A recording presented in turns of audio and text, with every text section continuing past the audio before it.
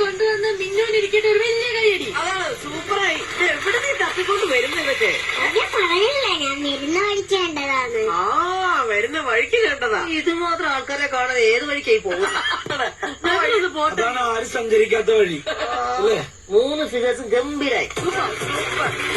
ഇത് മോനെ പേര് പറഞ്ഞു. എന്റെ പേര് ഷാലസ് കുമാർ, പത്തനംതിട്ട ജില്ലയിൽ. എന്താ ചെയ്യുന്നേ?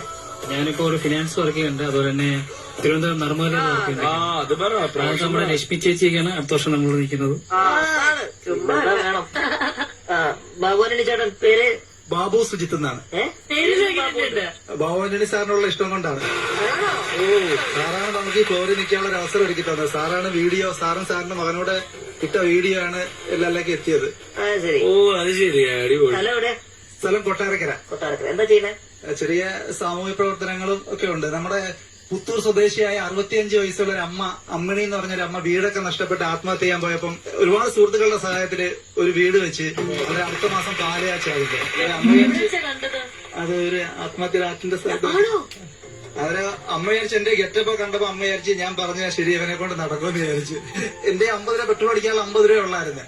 പക്ഷെ ആ പറഞ്ഞ വാക്ക് പാലിക്കാൻ വേണ്ടി ഒരുപാട് ഓടി.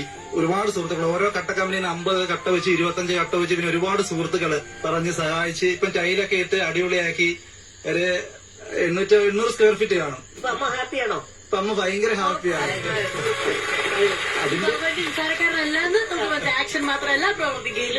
ഈ ബാബുവാനിലും കുറച്ച് ആക്ഷൻ ഉണ്ട്. എല്ലാ കാര്യങ്ങൾക്കും വേണ്ടിയുള്ള ആക്ഷൻ. ഈ ഒരു സംഭവം കഴിഞ്ഞ അടുത്ത മാസം പാലാച്ചിന്റെ ഈ സമയത്താണ് ഭവനണി സാർ ആ വീഡിയോ എടുത്തത്. അവരത് അമ്മയുടെ പ്രാർത്ഥനയാണെന്ന് വിശ്വസിക്കുന്നു. അടിപൊളി അടിപൊളി.